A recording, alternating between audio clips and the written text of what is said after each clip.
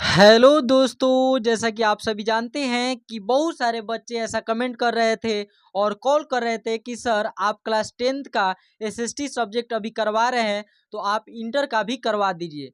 तो दोस्त आपके डिमांड पर हम लोग लेकर आ गए हैं इंटर परीक्षा 2025 के लिए महत्वपूर्ण वीडियो लाएंगे ताकि आप लोग परीक्षा में बेहतर स्कोर कर सके। देखिए दोस्त, ऑब्जेक्टिव तो आपको कोई करा सकता है, ऑब्जेक्टिव हर कोई कराता है, लेकिन यहाँ पर आप लोग को वीवीआई सब्जेक्टिव मिलने वाला है। तो दोस्त चैनल पर नए हो तो चैनल को सब्सक्राइब कर लीजिएगा और वीडियो पसंद आए तो वीडियो को लाइक कर दीजिएगा, क्योंकि यहीं से आपका वीवीआई सब्जेक्टिव दोस्त यहाँ से यदि कर लेते हैं तो आप 100 में कम से कम 90 तो ला ही दीजिएगा। तो चलिए दोस्तों, ज़्यादा देर न करते हुए वीडियो को प्रारंभ करते हैं और आज से रेगुलर बेसिस पर आपको वीडियो यहीं से मिलने वाले हैं। चलिए प्रारंभ करते हैं। दोस्त पहला प्रश्न है, अंकीय विभाजन क्या है? भूगोल का प्रश्न है, अंकीय विभाजन क्या है?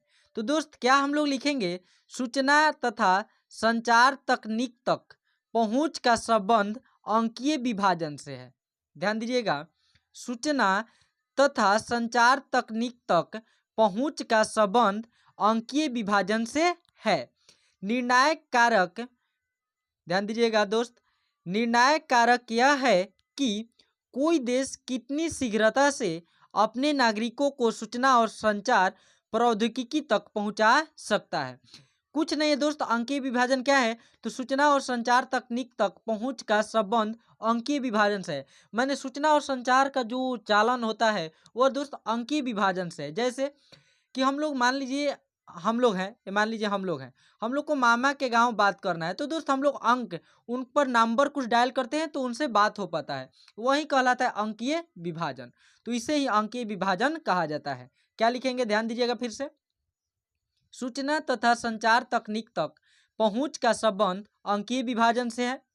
निर्णायक कारक यह है कि कोई देश कितनी शीघ्रता से अपने नागरिकों को सूचना और संचार प्रौद्योगिकी तक पहुंचा सकता है। मतलब कि जो देश जितना विकसित होगा दोस्त, वह उतना ही जल्दी मतलब कि ग्रोथ करेगा और अपनी सूचना को पहुंचा पाएगा।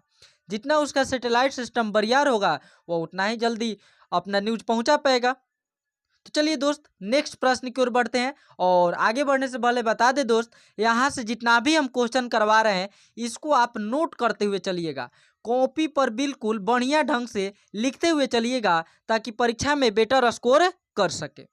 चलिए नेक्स्ट प्रश्न देखते हैं। नेक्स्ट प्रश्न है, जल संभर प्रबंधन क्या है? ध्यान दीजिएगा, क्वेश्चन है जल संभर प्रबंधन क्या है? तो इसका उत्तर हम लोग लिखेंगे, धरातलीय तथा भौमजल संसाधनों का, फिर से, धरातलीय तथा भौमजल संसाधनों का कुशल प्रबंधन जल संभर प्रबंधन कहलाता है। मतलब जो धरातल में दोस्त धरती में जो पानी है उसका कुशल यदि प्रबंधन करते हैं तो उसे ही जल संभर प्रबंधन कहा जाता है। मतलब कि जल को आप बर्बाद नहीं करते हैं, भौम जल को बर्बाद नहीं करते हैं, तो उसे ही जल संभर प्रबंधन कहा जाता है।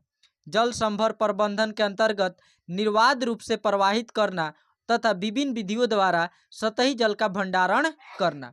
मतलब दोस्त क्या लिखेंगे जल संभर प्रबंधन में? तो धरातलीय तथा भौम जल संसाधनों का, धरातलीय तथा भौम जल संसाधनों का कुशल प्रबंधन जल संभर प्रबंधन कहलाता है। इसका मुख्य जरूरत क्यों है?